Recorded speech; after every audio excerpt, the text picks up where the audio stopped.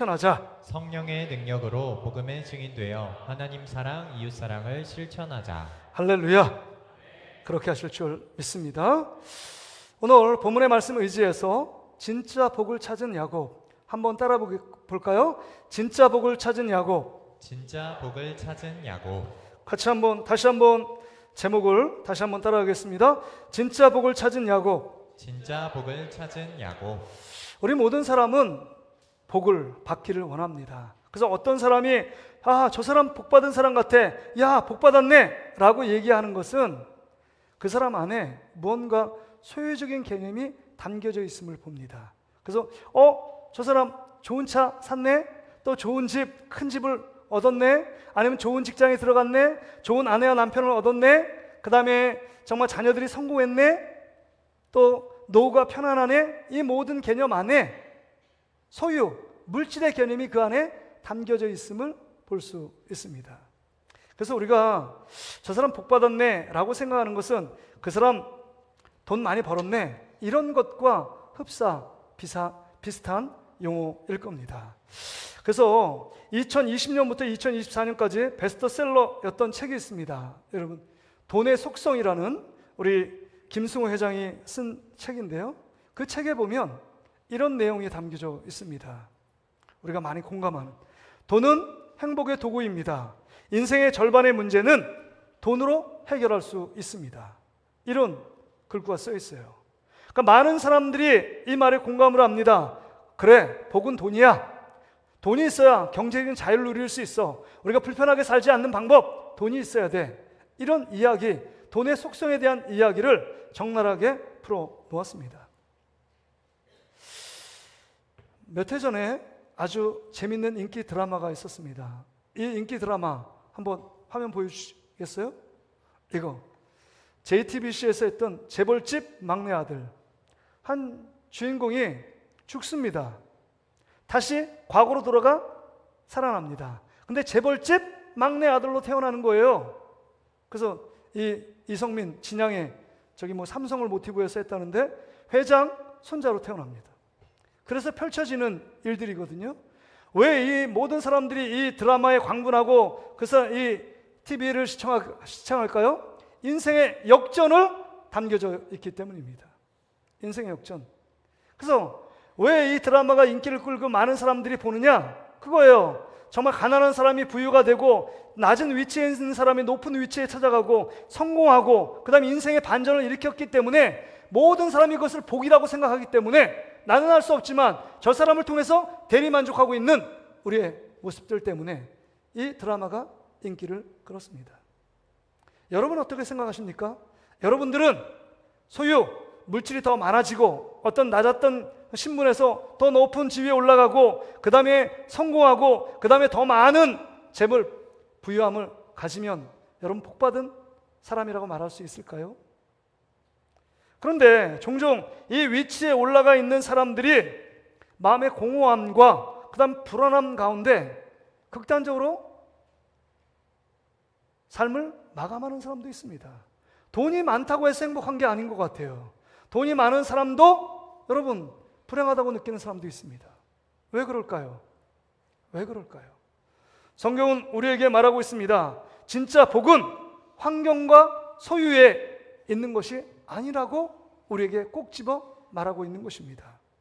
그래서 오늘 본문 속에 보면 그 인생의 가장 외롭고 정말 두려웠던 순간에 이 야곱은 진짜 복이 무엇인지를 찾았고 발견한 인물이었습니다. 이 말씀을 통해서 우리가 세 가지 점에서 함께 생각해 보길 원합니다. 먼저요, 여러분, 이 야곱은 복을 열심히 쫓던 사람이었습니다. 복을 열심히 쫓던 사람. 그래서 태어날 때부터 여러분 다른 사람들의 보다도 더 내가 먼저 태어나고 내가 먼저 앞서길 원했고 정말 복을 갈망하며 살았던 인물이 야곱입니다. 그래서 여러분 야곱의 뜻이 발 뒤꿈치를 잡은 자라는 뜻이에요. 에서의 발 뒤꿈치, 형의 발 뒤꿈치를 잡아서, 정말 안타까운 일 아닙니까? 자기가 먼저 태어났으면, 조금만 더 먼저 태어났으면 자기가 장자가 되는데 차자로 태어나는 거 아닙니까? 그걸 너무 안타까워서 형의 발 뒤꿈치를 붙잡고 태어난 자가 야곱입니다. 그래서 늘 호시탐탐 장자의 축복권을 빼앗으려고 열심히 노력합니다. 그래서 여러분 좋은 기회에 형이 사냥을 갔다가 몇 개를 굶은 것 같아요.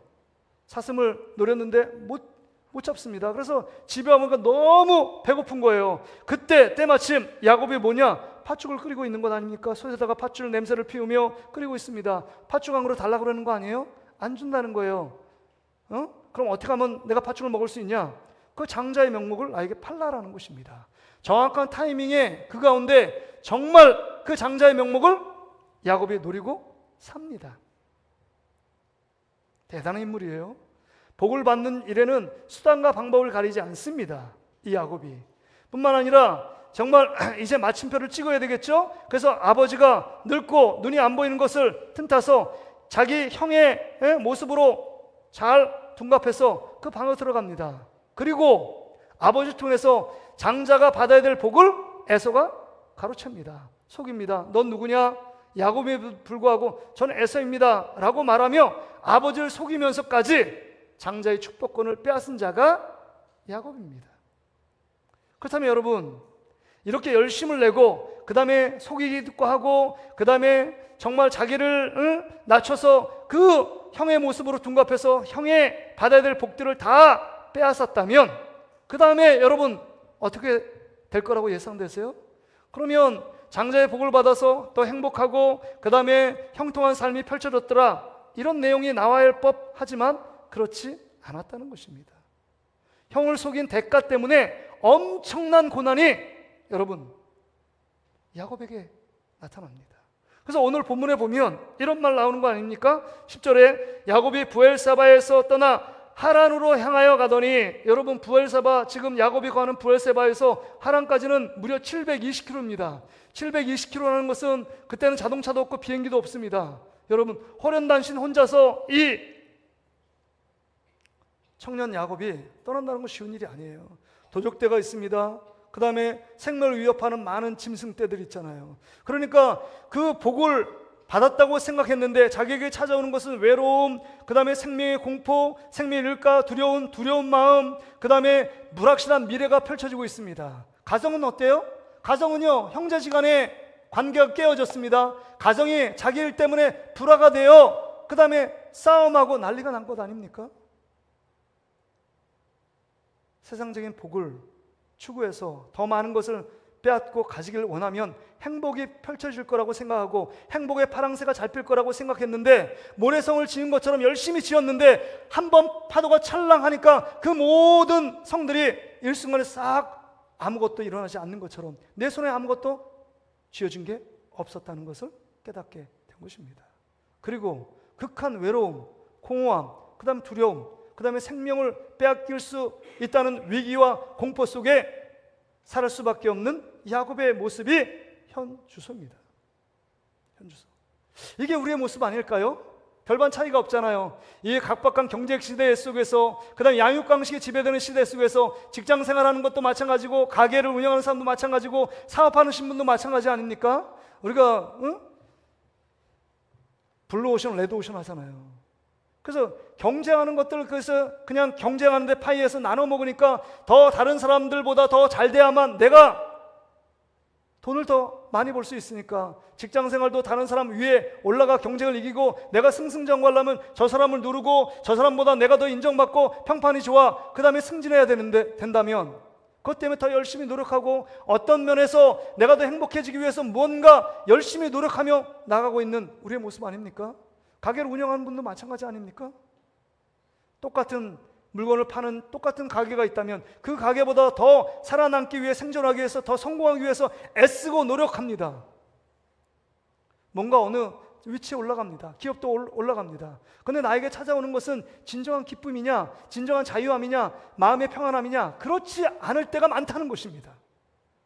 외로움, 공허함, 헛헛함이 내 마음을 사로잡을 때가 있잖아요. 내가 왜 이렇게 열심히 살지? 나는 누구지? 난 앞으로 어떻게 삶을 살아가야 되는 거지? 이런 마음의 공허함이 찾아올 때가 한두 번이 아니라는 것입니다.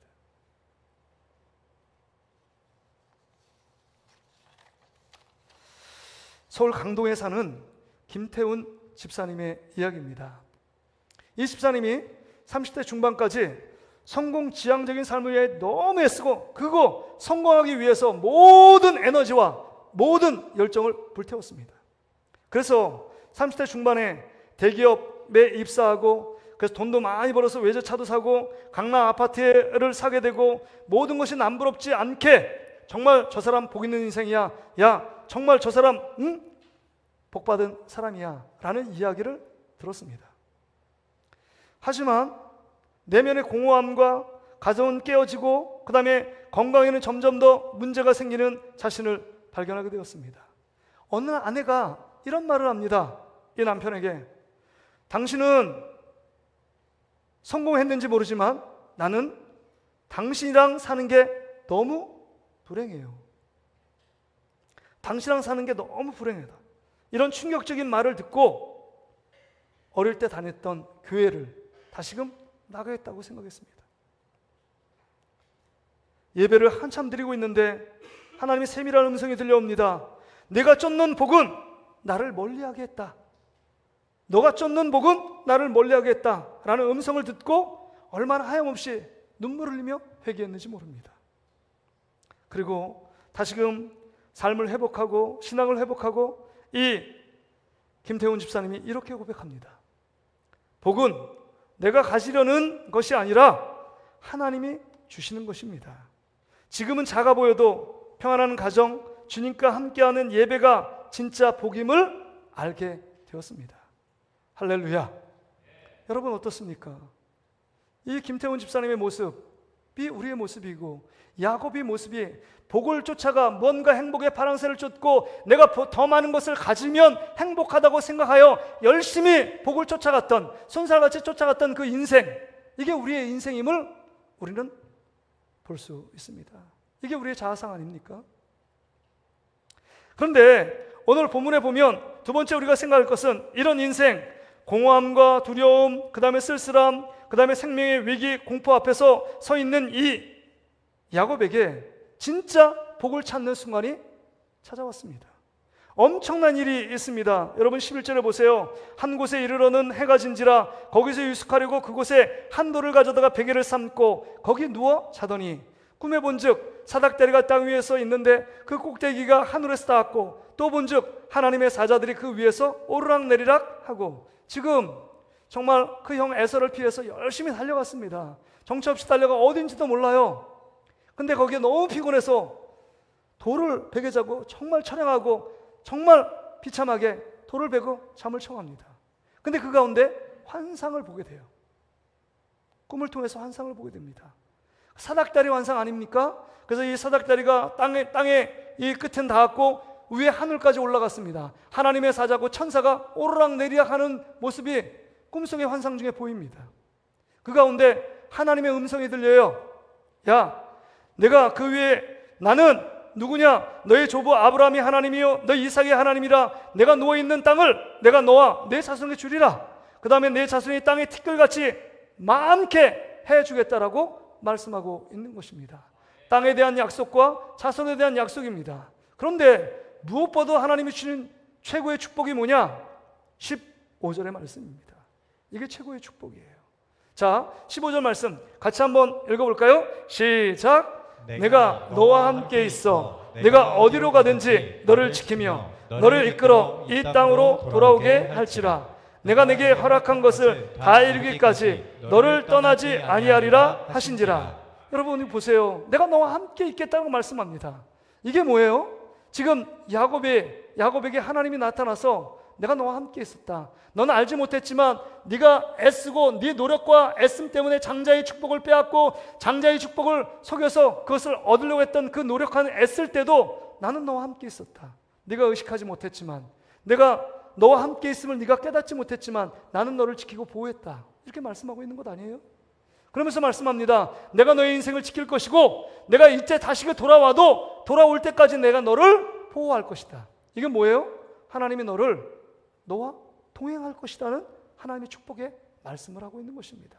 네가 어디 가든지 내가 너를 지키고 보호하고 너의 삶을 이끌고 너를 도와주겠다라고 말씀하는 것입니다. 이 복이 하나님이 우리에게 주는 최고의 복인 줄 믿습니다. 돈이 있으면 편리해요. 돈이 있으면 뭐든지 할 수 있을 것 같습니다. 그러나 여러분, 갑자기 돈이 생기잖아요? 복권 맞은 인생의 99%가 다 불행하다는 건 아닙니까? 돈이 우리의 진정한 행복을 담보할 수 없다는 것입니다. 우리를 만드신 하나님을 만나고 그 하나님이 우리와 함께하고 있다는 것을 믿는 사람이 진정한 최고의 행복자인 줄 믿습니다. 그러게 여러분, 이 야곱의 인생, 자기 홀로 무언가 열심히 하면 복받은 인생, 행복의 파란 구름을 쫓아가면 그 안에 신천지, 파라다이스 같은 천국이 올 거라고 생각했는데 그게 아니었습니다. 나와 동행하시고 나와 함께 하시고 나와 늘 나를 붙들고 나를 지키시며 나에게 힘을 주시며 내 위로자가 되시는 하나님이 계시다는 사실을 깨닫게 된 것입니다. 그래서 오늘 16절에 보세요. 야곱이 잠이 깨어 이르되 여호와께서 과연 여기 계시거늘 내가 알지 못했다. 나와 함께 하시는 우리 하나님이 계셨다는 사실을 지금이야 비로소 깨닫게 됐다는 것입니다. 여러분, 여러분의 인생이 오늘 여러분 하나님이 우리와 함께 하시다는 그 깨달음이 여러분 영적인 눈이 개안되는 축복의 시간이 되시기를 주의 이름으로 축복합니다. 오늘 여러분의 눈이 열리면 하나님이 나와 함께 계시고 나의 연약함과 나의 부족함을 아셔서 나를 위로하시고 나를 붙드시고 나를 도와주시고 나의 길을 이끌어 주시고 뒤에서 밀어주시고 나의 손을 잡아 힘들고 어려울 때 우리를 업어주시고 목마를 태우시는 그 하나님이 나와 함께 하신다는 사실을 믿음을 갖고 정말 나아가는 자가 가장 행복한 자요, 가장 복받은 자란 사실입니다. 야곱은 그것을 발견한 것입니다. 야곱이 그걸 발견했습니다. 정말 외롭고 혼자인 것 같고 이 음침한 광야 가운데 나를 삼키려는 으르렁거리는 야생 들짐승들과 언제 모르는 도적들이 나타나 나의 생명을 구걸할지 모르는 이 절박한 위기의 순간에 하나님이 나와 함께 하셨습니다. 내가 너를 끝까지 지키고 네가 어디든지 여기까지 다시금 돌아오도록 내가 너를 끝까지 동행하고 너를 붙들겠다라고 말씀해주고 있는 겁니다. 야곱은 처음으로 깨달았습니다. 복은 무엇을 얻는 소유의 물질에 있는 것이 아니라 하나님이 함께 하시는 것이 복이라는 사실을 깊이 깨닫게 된 것입니다. 할렐루야. 그 어떤 소유나 지위보다 하나님의 임재, 하나님이 함께 하심이 복의 본질임을 지금 여러분 믿음의 눈이 열려 야곱이 보게 된 것입니다. 그래서 이제는 할아버지가 믿는 아브라함의 하나님이 아니고 그 아버지 이삭이 믿는 아버지가 아니라 나의 하나님, 내가 만났던 하나님을 지금 고백하며 나가고 있는 것입니다.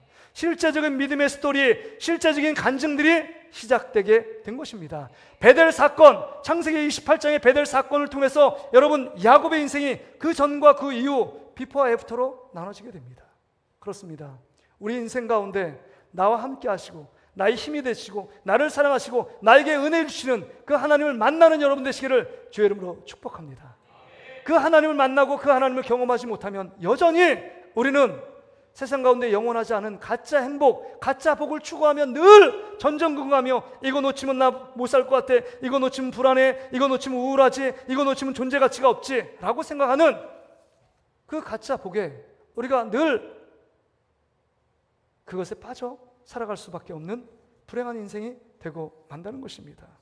진짜 복은 우리가 무엇을 가졌기 때문이 아닙니다. 하나님이 나와 함께 하심을 믿고 나아가는 그 순간, 그 지금이 진짜 최고의 축복임을 기억하는 여러분 되시기를 주의 이름으로 축복합니다.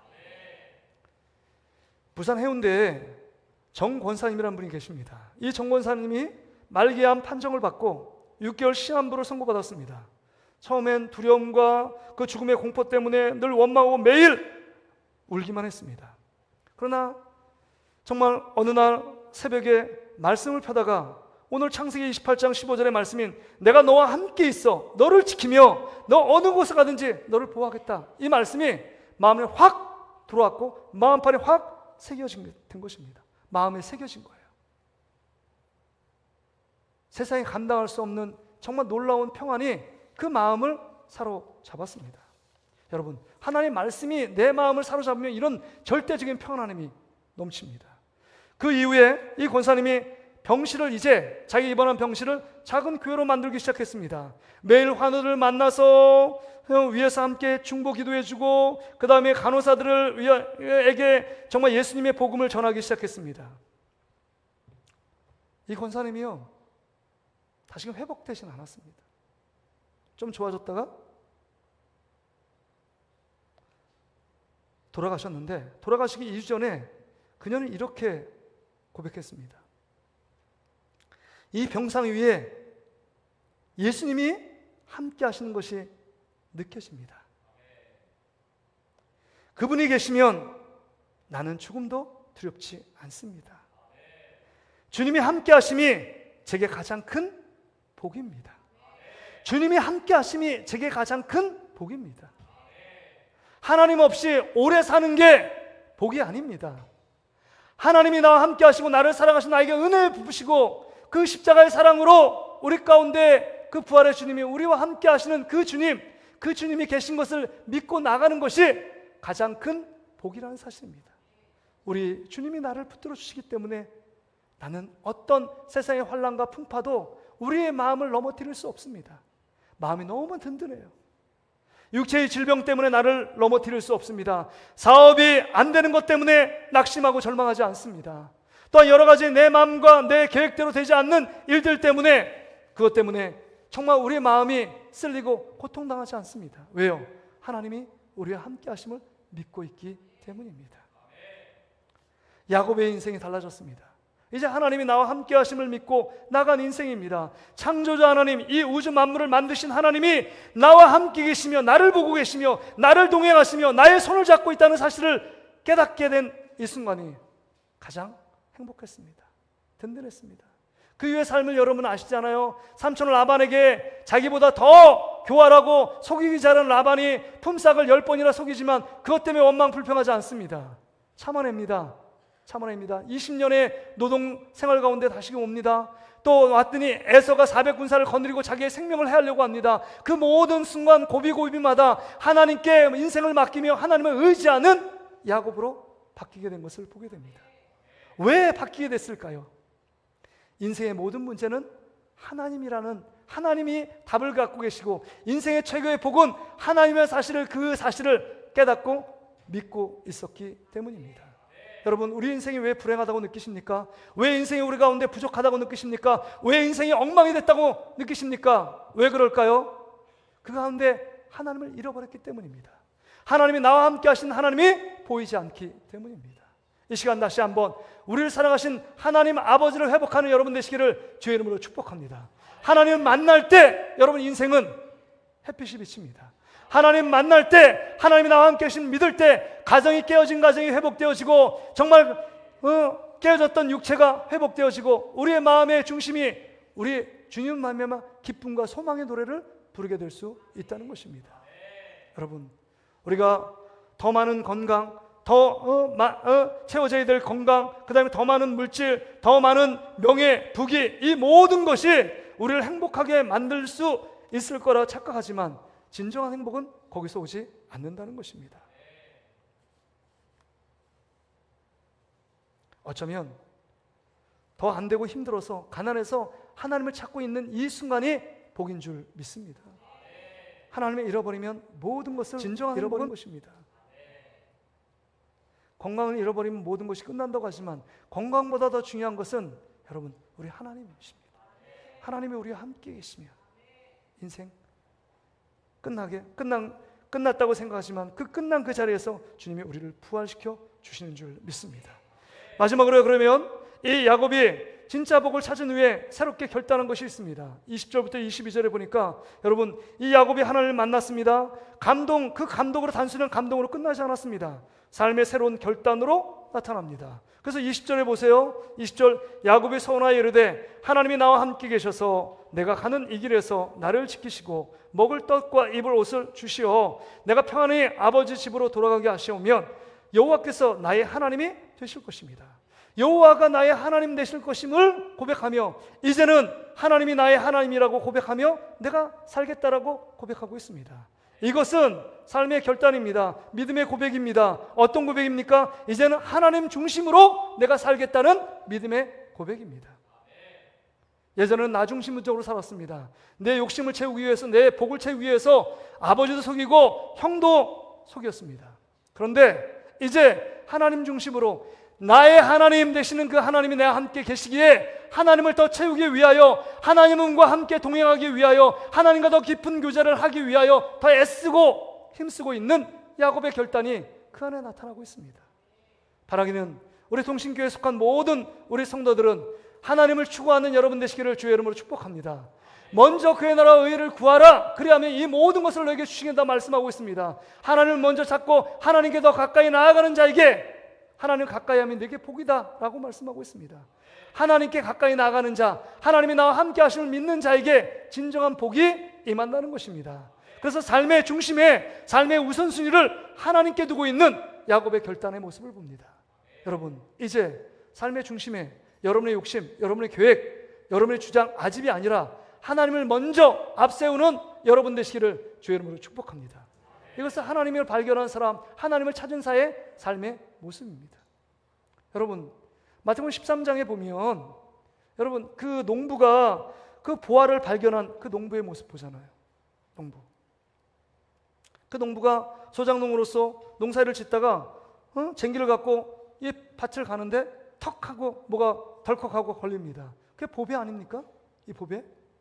보배를 자기 것으로 딱 하면 여러분 그 땅 주인에게 그것이 알려지면 여러분 그 사람은 법적인 처벌을 받습니다. 그러기에 가가지고 자기 집에 가서 모든 세간을 팔아서 돈을 만들어 이 밭을 사는 것입니다.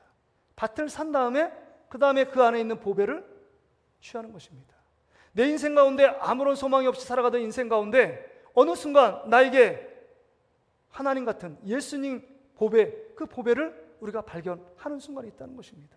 지금 야곱이 베델에서 그 하나님, 그 인생의 보배인 하나님을 발견했습니다. 우리 신약의 예수 그리스도, 하나님의 아들인 예수 그리스도를 발견한 사람은 보배를 발견한 사람입니다. 그 보배를 발견하고 그 보배를 갖기 위하여, 보배와 함께 살기 위하여 모든 것을 포기하고, 포기할 거 포기하고, 버릴 거 버리고, 깨트릴 걸 깨트리고, 이제 온전히 그 중심에 주님만을 높여드리기 위해서 그 밭을 사는 헌신과 희생이 필요하다는 것입니다. 진짜 하나님을 만난 사람, 진짜 예수님을 만난 사람은 상대적 가치인 하위 가치 개념을 놓을 수 있습니다. 그럼에도 불구하고 하나님을 경험하지 못한 사람은 세상이 진짜 가치인지 알고 그것을 붙잡고 나가는 어리석은 모습을 볼 수 있습니다. 우리는 어떤 모습입니까? 지금 야곱은 하나님을 발견하고 이제 나의 하나님으로 그 하나님만 굳건히 붙잡고 나아가기로 결단하고 있습니다. 또 한 가지 결단이 있습니다. 22절에 보세요. 내가 기둥으로 세운 이 돌이 하나님의 집이 될 것이다. 기둥으로 세운 집, 이 베델 아닙니까? 베델의 뜻이 하나님의 집이란 뜻입니다. 하나님의 집에 건축하겠다는 것입니다. 앞으로 돌아오면 건축해서 하나님만을 예배하기로 결단하는 것입니다. 예배 중심의 삶을 살겠다라고 지금 여러분 야곱은 결단하고 있는 것입니다. 하나님을 발견하고 내 인생의 가장 최고의 복이 하나님의 사실을 깨닫기에 나의 삶 속에서 늘 예배를 기억하고 평생 예배하는 자로 살고 싶다는 마음에 굳은 결단과 각오가 이 안에 포함되어 있는 것입니다. 또 마지막 각오는요, 여기 보세요. 하나님께서 내게 주신 모든 것에서 10분의 1을 내가 반드시 하나님께 드리겠나이다. 11조를 드리겠다는 거예요. 이게 뭐예요? 하나님 앞에 이제는 정말 복을 받기 위해 삶을 살아가려고 애쓰려고 노력했는데 이제는 하나님께 헌신하며 복을 나누며 복을 누리는 삶을 살겠다는 것입니다. 이제는 주님께 헌신하는 삶을 드리겠다라고 말하고 있는 야곱의 모습을 봅니다. 여러분 무엇에 헌신하고 있습니까? 무엇을 하나님 받기를 원하는 자의 삶의 모습이 아니라 하나님께 어떻게 하면 무엇을 드릴까? 하나님 앞에 예배를 드릴까? 하나님 앞에 기쁨을 드릴까? 나의 삶을 통해서 하나님 앞에 착함과 선행을 통해서 빛과 소금의 역할을 감당하여 하나님을 온전한 영광을 올려드릴까? 이렇게 지금 야곱은 생각하고 있는 것입니다. 하나님을 만났기 때문에, 하나님보다 더 좋은 분이 없기 때문에 그 주님만 놓치지 않으면 내 인생 정말 하나님 주시는 더 큰 축복을 누릴 수 있다는 사실을 깨닫기 때문에 하나님만을 추구하고 있습니다. 하나님께만 더 집중하고 있습니다. 하나님께 예배를 집중하며 하나님께 헌신을 각오하고 있는 이 야곱의 모습을 통해서 우리도 다시 한번 도전을 받아야 한다는 것입니다. 나는 지금 무엇을 복의 기준으로 삼고 있는가? 나는 어떤 것이 있으면 어떤 것을 추구해야 행복한 삶, 주님이 기뻐하시는 삶을 살아갈 수 있을까 하는 것입니다. 오늘 우리 안의 삶의 기준을 바꾸는 여러분 되시기를 주의 이름으로 축복합니다. 그래서 우리가 세 가지 질문을 여러분에게 해야 합니다. 어떤 질문일까요? 나는 지금 어떤 복을 쫓으며 살아온 삶의 기준이 뭔가? 복의 기준이 뭔가 하는 것입니다. 또한 두 번째, 하나님이 나와 함께 하심이 진정한 복이라고 믿고 있는가? 하나님이 나와 함께하는 임마누엘, 세상 끝날까지 내가 너희와 함께 하겠다. 부활의 주님이 다시금 제자들에게 오셔서 내가 너희와 함께 있을 거야 라고 말씀하시는 그 하나님, 이게 진정한 복이라고 나는 믿고 있는가? 세 번째는요, 복을 받은 자답게 오늘 내가 새롭게 주님께 결단해야 될 부분, 끊어낼 것, 그 다음에 버릴 것, 포기할 것이 무엇이 있는가? 결단이 우리 가운데 필요하다는 것입니다.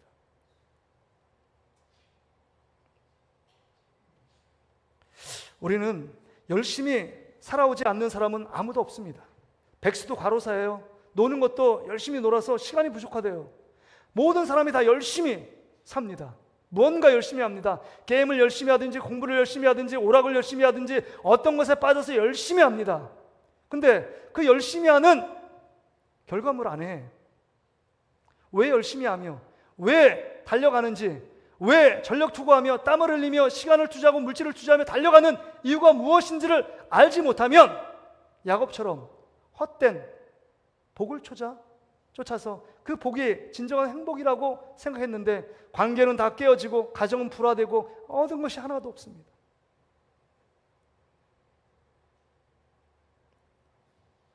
우리 인생이 그런 인생 아닐까요? 저도 부교육자 생활 25년 했는데 25년 생활 속에서 여러분 가게도 경쟁하고 그 다음에 직장 생활도 경쟁이고 기업도 다 경쟁 아니에요? 여러분 블루오션이 아니잖아요. 다 레드오션에서 다 나눠먹기 시키니까 자꾸 경쟁해서 무언가 남들보다 앞서야 되잖아요. 제가 학원에서 직장 생활 3년 해봤거든요. 3년이요. 야, 학원 선생님도 많고 경쟁도 많고 제가 영어 강사를 했는데 영어 선생님도 질비합니다. 거기서 인정받고 살아남으려면 더 열심히 해야 되잖아요. 제가 그걸 막 느껴봐요.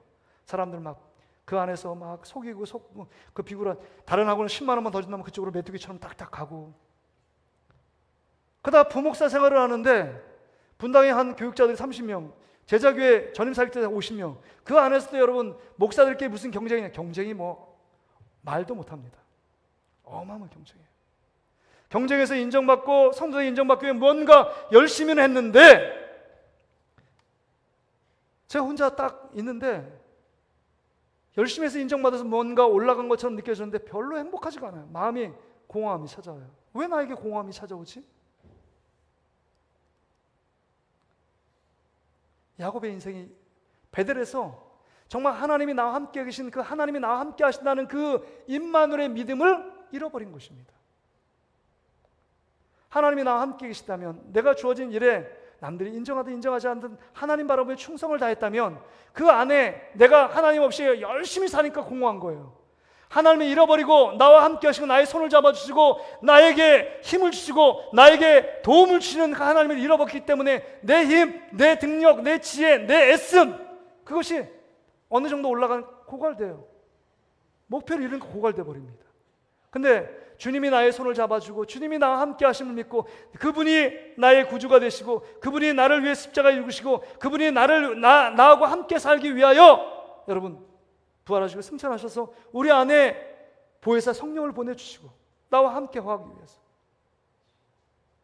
그 주님을 의식하지 않고 살았기 때문에 내 인생은 행복하지 않아요. 그러니까 여기서 가만히 있지 않고 더 세상의 것들을 더 추구하며 나갑니다. 하나님을 추구하면 만족이 있는데 그 하나님 아닌 다른 것으로 내 영혼의 공허함을 메꾸려고 열심히 사투를 벌이는 인생. 너무 불행한 인생 아닙니까? 지금도 경제가 어렵다고 말합니다.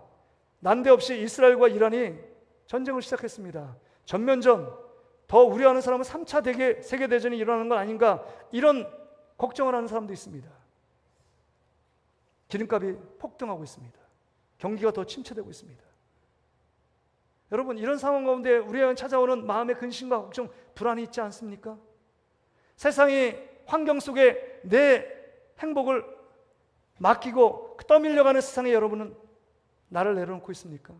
이제 하나님이 나의 주인 되시고 정말 이 야곱이 하나님을 만난 이후에 그 삶에 자기 하나님으로 고백하며 나아갔던 것처럼 이제 하나님 중심, 하나님 앞에 예배 중심으로 나가면 하나님이 우리의 인생을 책임져 주실 줄 믿습니다. 이제 믿음의 싸움이에요. 믿음의 싸움이에요. 경제의 싸움이 아니라 믿는 사람은 믿음의 싸움입니다. 믿음의 눈을 바라보고 그 어려운 환경 속에 있을지라도 하나님께 세상적인 복을 구하는 것이 아니라 하나님 나를 살려주십시오. 내가 힘이 없습니다. 나를 도와주십시오라고 기도할 때 하나님이 우리에게 이렇게 말씀하실 겁니다. 뭐라고 말씀하세요? 화면을 한번 띄워보세요. 내가 너와 함께 있다. 그것이 너에게 주는 나의 최고의 복이다. 그러기에 이 어렵고 힘들 때일수록 더욱더 주님의 얼굴을 구하고 하나님을 먼저 구하고 예수 그리스도가 부활의 예수 그리스도가 정말 우리와 함께 하시는 그 주님이심을 다시 한번 고백하고 내가 너를 떠나지 않겠다고 말씀하시잖아요. 15절에 내가 너를 떠나지 않겠다. 너를 절대로 버리지 않겠다 말씀하시는 그 하나님을 다시금 붙드는 저와 여러분 되시기를 주의 이름으로 축복합니다. 아멘. 우리 이 찬양 하나님 앞에 찬양 드리고 하나님 앞에 기도하며 나가겠습니다. 하나님을 만나면 진정한 행복이 우리 안에 찾아옵니다. 근데 이 가사의 내용이 참 우리에게 주시는 은혜가 있잖아요. 하나님 주시는 잔잔한 은혜. 하나님이 나와 함께 하심을 믿고 고백하는 자에게 이런 믿음의 고백이 나옵니다. 자, 믿음의 고백으로 이 찬양 같이 찬양합니다. 화려하지 않아도 정결하게 사는